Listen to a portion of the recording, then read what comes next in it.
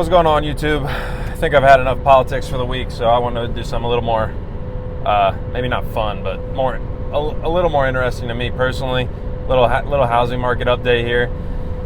I was listening to two different videos, and honestly, they immediately contradict each other. But in a weird way, I think they're both right. Talking housing market. One was talking about general predictions for the housing market and rates this upcoming year and the next year. Basically, these banks, these big, I don't even know what they're called, investment firms, basically come out with their predictions of what the forecast of the market, the housing market, is going to be in the next year.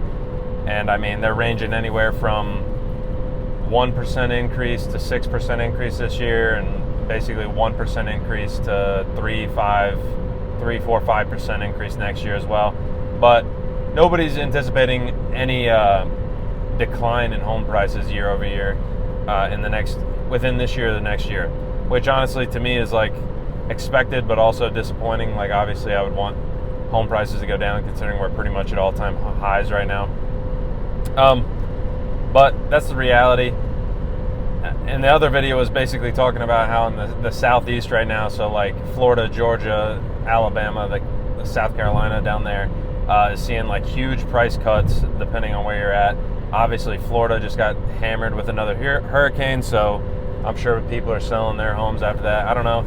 A ton of people during like COVID, as far as I remember, moved to Florida.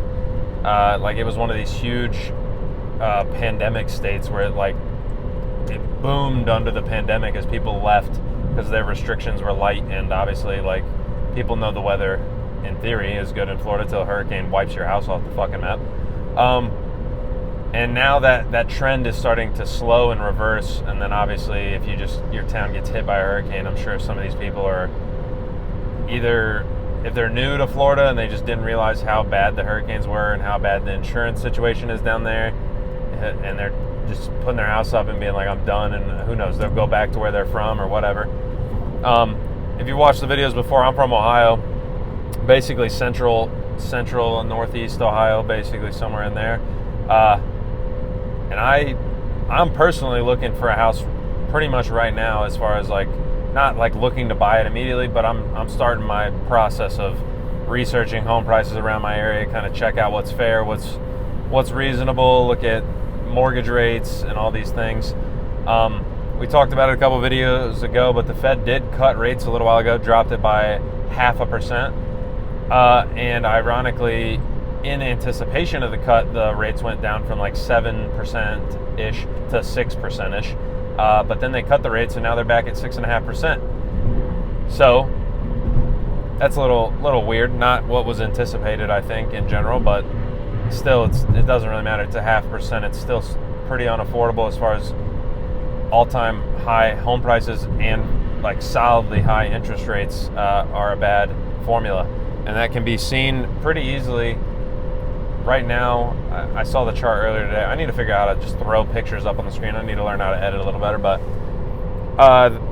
the chart is basically showing home buyer demand, and we're pretty much at like all-time lows right now in 2024. And that is a function basically of, like I said, home prices too high, interest rates are still pretty high.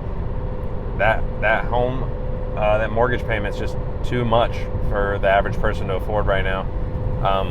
I think there's like crazy stats where it's like what you have to make to buy the average home in America, which also the average home in America costs like $400,000 right now.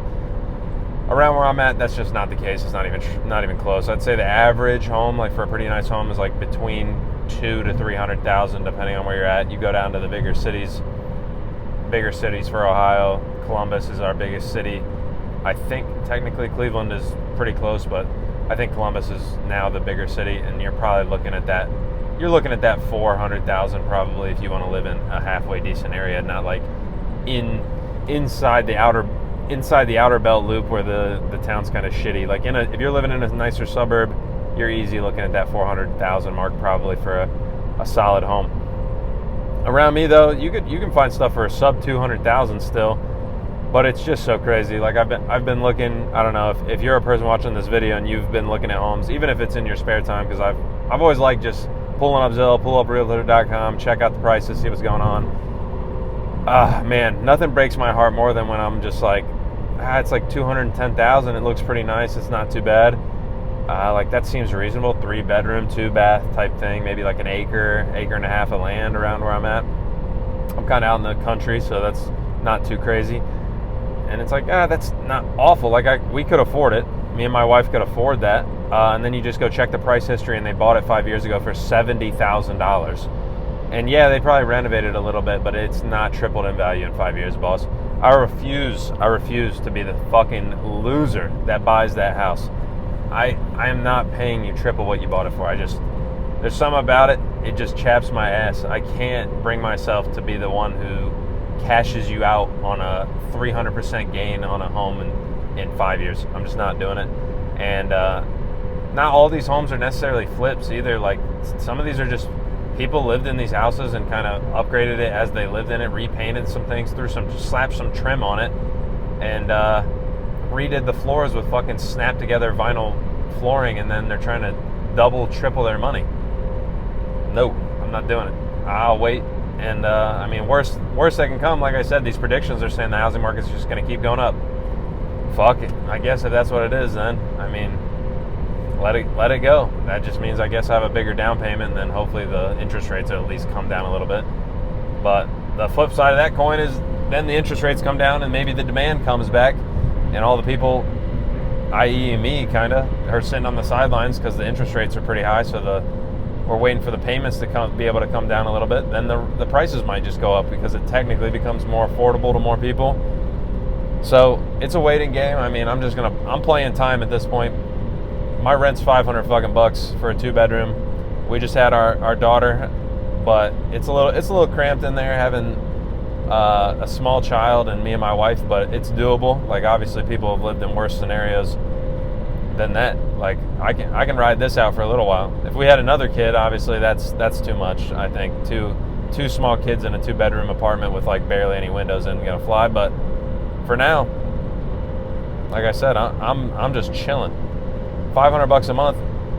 I mean, minimum my mortgage basically that I would get for any reasonable house around my area is going to be $1,500.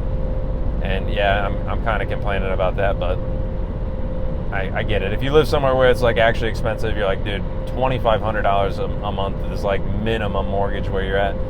Hey, I feel bad for you, boss. I'm gonna stay where I'm at out in rural Ohio. Keep it cheap. I don't know. I grew up in a house like I think my mom's house costs like $40,000, man. I think my dad's mortgage right now is like $500 for a 3-bedroom house with 2 bathrooms, like a full-blown house.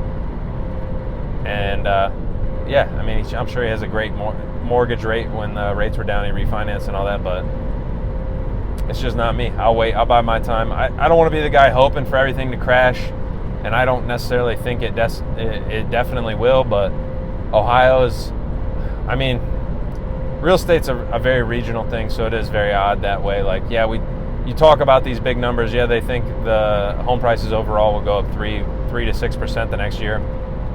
Over the whole United States, yeah, maybe, but hey, where I'm at, middle of nowhere, Ohio, hopefully they go down a little bit. Columbus, probably going to keep on going up. I know the stat is something crazy, like in Ohio specifically, Columbus metro area is, I think, one of 3 or one of 2 areas in the whole state that is actually growing. Every other metro in the entire state is losing population. And I think overall, Ohio in general is losing population as well. Columbus obviously is the biggest one. I don't know if you know anything about it if you're not from here, but they're building a giant 1,000-acre Intel facility. Obviously a bunch of developments happening down there. A lot of companies are coming to Columbus. There's details behind that I can get into if you want, but I mean, this is the field I work in basically.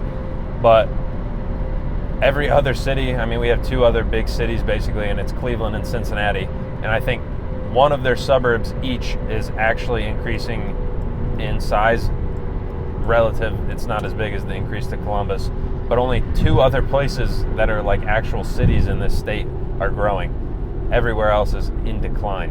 And I don't know if you know anything about Ohio, Rust Belt, all that stuff, but basically where I grew up roughly is a city called Mansfield, and it's a victim of this old industry that has just left.